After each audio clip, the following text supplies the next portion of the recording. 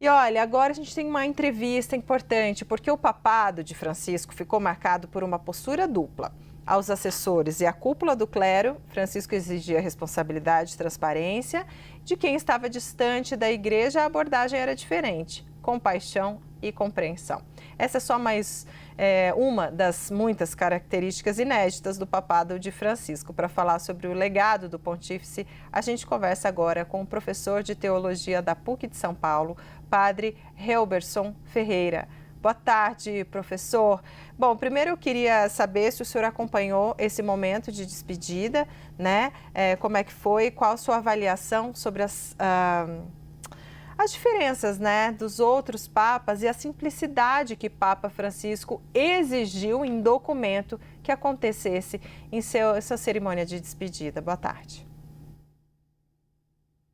Boa tarde, Débora. Boa tarde aquelas que nos acompanham pela CNN Brasil.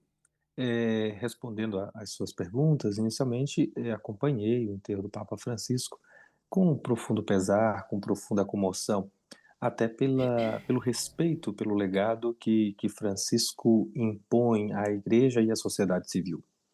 É, Ao mesmo tempo, há diferenças próprias de um enterro de Papa para outros, naturalmente. João Paulo II atraiu multidões pela comoção e pelo tempo longo do pontificado que ele tinha. Bento XVI já estava fora do papado, já havia renunciado, atraiu muita gente, causou muita comoção. Mas Francisco atraiu muitas pessoas e se distinguiu nesse aspecto de atrair muitas pessoas, muitos líderes mundiais. De igual modo, ele se distinguiu porque documentou, como você bem citou, que ele queria um enterro onde as pessoas pudessem vê-lo como um cristão e não como um chefe de Estado. Isso não tem nenhuma oposição aos que o precederam. Isto é uma opção própria de Francisco. Ele queria, como viveu, e assim o fez, desde Buenos Aires até quando chegou ao pontificado, uma vida muito sóbria, uma vida muito austera, que ele impôs a si. Na homilia da missa de corpo presente do Papa Francisco, o cardeal Ré falava desse jeito informal de Francisco. Falava, diante de Trump e de Zelensky, da necessidade de se construir pontes e não muros, né? E de outras frases de Francisco que provavam a sua luta e o seu empenho para uma vida mais fraterna.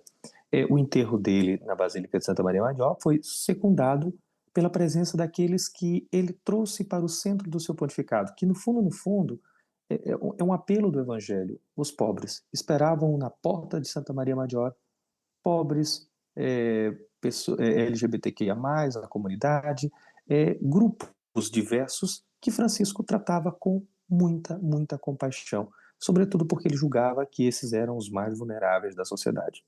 De modo geral, o enterro do Papa Francisco marca ou coroa uma personalidade que ele mesmo tomou sobre si ao longo de todo o pontificado e ao longo de todo o seu ministério como bispo, como padre e como papa.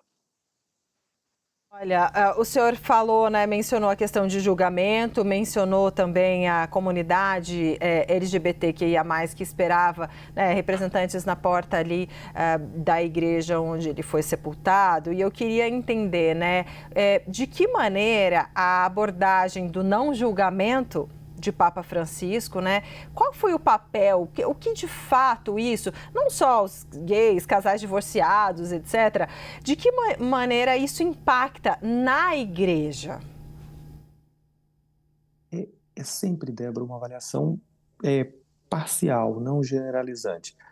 Mas eu diria assim, Francisco transformou em normativas é, algumas coisas que ele mesmo acreditava. Por exemplo, no caso de recasados, ele escreveu um documento, e é magistério, um documento chamado Amoris Laetitia, no qual ele diz que é possível, em situações específicas, e ele sempre pede que se faça um discernimento e que só assim se dê encaminhamento para casais em segunda união.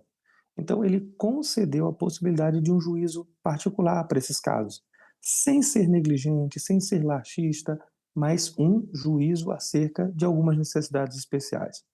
De igual maneira, e causou profunda, para alguns consternação, Francisco escreveu um texto chamado Fiduciam Supplicans, no qual ele concordava que se desse bênção às pessoas, inclusive a pessoas que estivessem, que vivessem relações homoafetivas. De modo que isto não tem valor imediato, as coisas não começam a acontecer na igreja assim da noite para o dia.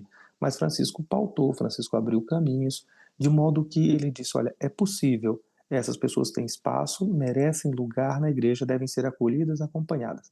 Não é, entendamos, uma postura laxista, mas é uma postura, como Francisco sempre fez, de primar pelo acolhimento.